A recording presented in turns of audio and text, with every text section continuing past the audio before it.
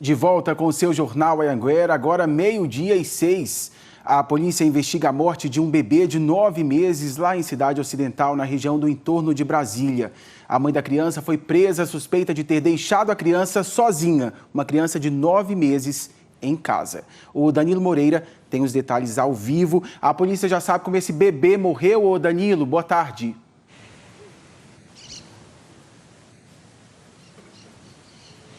Ainda não, viu, Tiago? O corpo dessa criança de 9 meses foi encaminhado ao IML aqui de Lusiânia para que um laudo possa apontar de fato o que realmente aconteceu com essa criança de apenas 9 meses de idade, viu? Muito boa tarde para você também e para todo mundo que acompanha a gente aqui no J1, que se sabe até agora que a mãe dessa criança, de 29 anos, deixou os filhos em casa na noite de segunda-feira, saiu para fazer um trabalho, ela falou que foi fazer a divulgação de um trabalho, retornou por volta de 11 horas da manhã. Portanto, ela deixou as crianças em casa, porque ela tem gêmeos, por volta de 10 horas. As crianças ficaram sozinhas em casa por volta de 10 horas.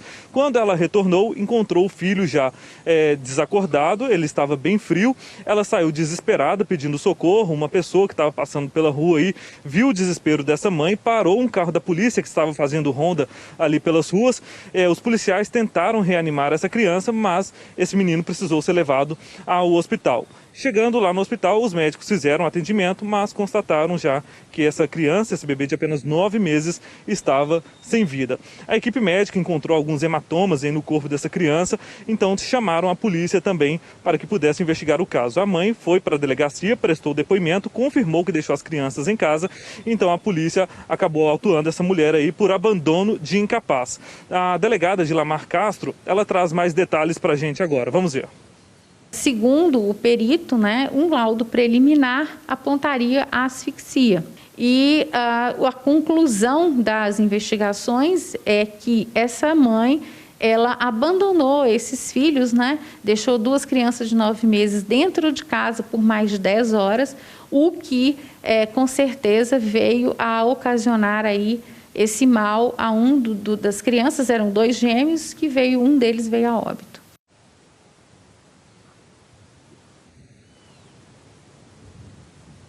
Pois é, a mãe dessas crianças, ela já tem um histórico aí no Conselho Tutelar lá da cidade. O pai desses gêmeos está preso em Anápolis porque ele tem uma ligação com uma organização criminosa e também passagens por tráfico de drogas. E a gente continua acompanhando esse caso por aqui, viu, Tiago? É claro que a polícia ainda vai investigar tudo o que aconteceu ali, mas tem alguma coisa errada. Uma mãe deixar 2 crianças de 9 meses em casa sozinhas, tá certo não. A gente segue acompanhando, como você disse. Obrigado por sua participação, Danilo.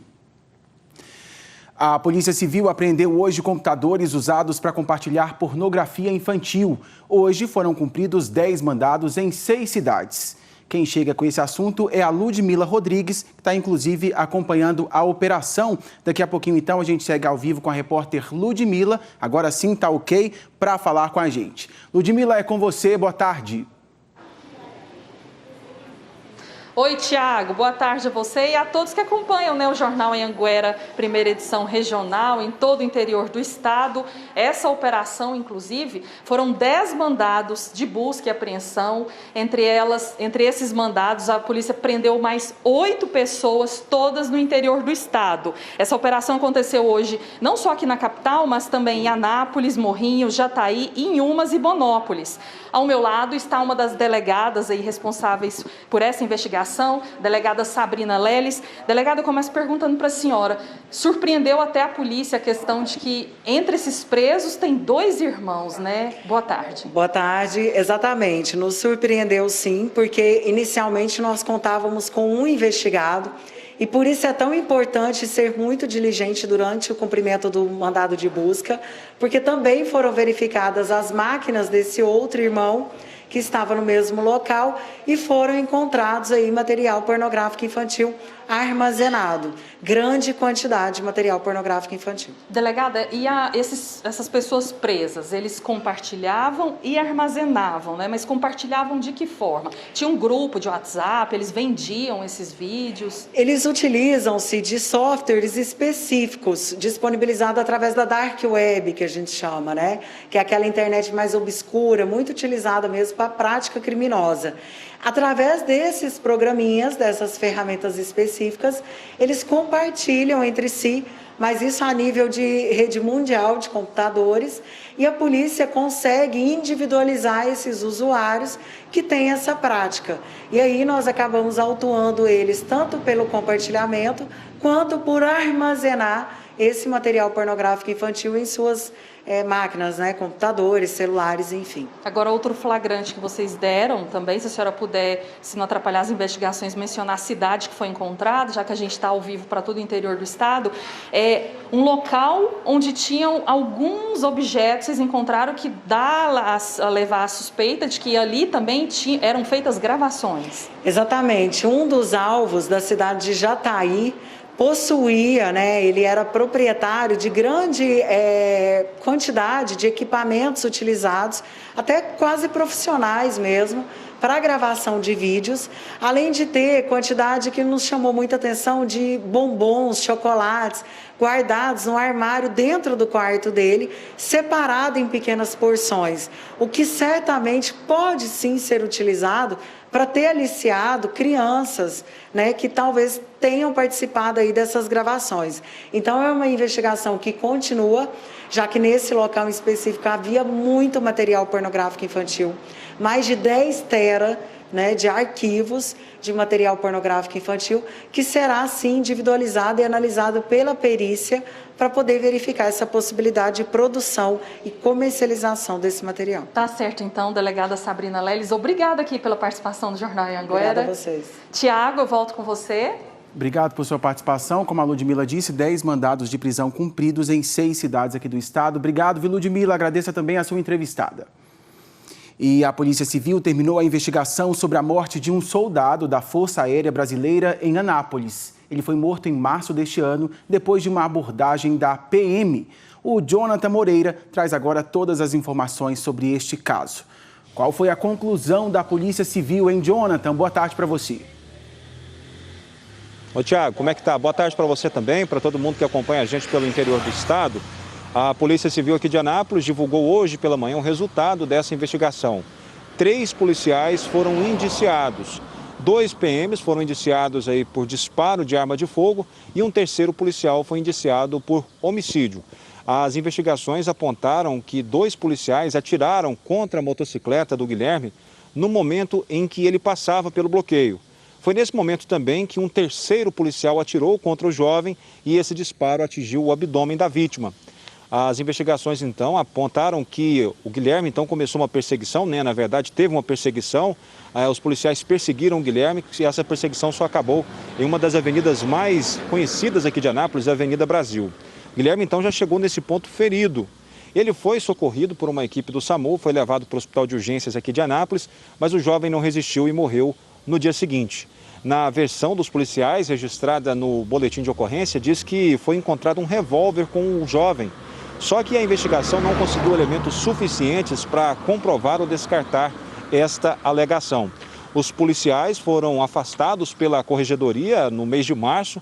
Desde então, seguem presos no quartel da Polícia Militar. Tiago. Obrigado por sua participação. A gente lembra que, na época, a família ficou extremamente revoltada, e foi atrás da Polícia Civil para investigar essa história. Obrigado por sua participação, Jonathan. A gente tem uma resposta aqui. A defesa dos policiais indiciados disse que confia nas investigações e que os militares colaboraram a todo momento para ajudar a esclarecer os fatos.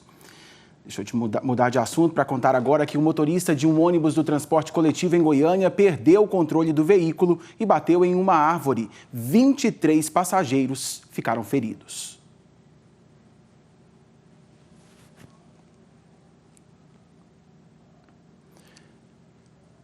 Aí, a gente está sem áudio dessa reportagem, mas é muito interessante. Foi um terror, uma noite de terror ontem realmente aqui para esses passageiros que estavam viajando. Teve um acidente com uma moto e aí muitos ficaram feridos. Daqui a pouquinho a gente mostra a reportagem completa. Eu faço o que agora, Elaine? Me conta.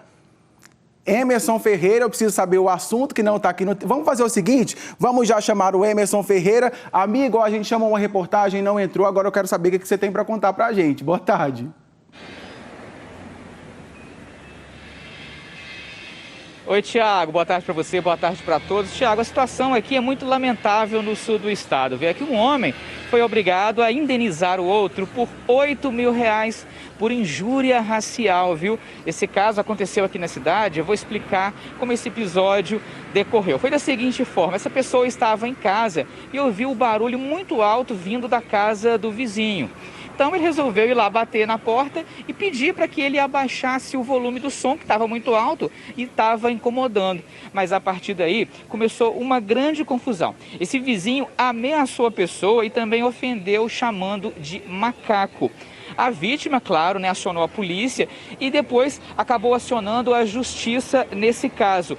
O juiz, então, entendeu que houve injúria racial por parte desse morador, que causou sofrimento e também lesão à honra do vizinho, viu? Na sentença, o magistrado disse o seguinte, que a ofensa proferida pelo homem ao chamar o vizinho de macaco se refere à cor da pele dele. Para o juiz, a palavra macaco, por si só, não se caracteriza crime de racismo. Mas como os dois já tinham um histórico ali de desavenças, então a opinião do juiz foi de que sim, se tratava de um caso de injúria racial. E esse homem acabou sendo então condenado e agora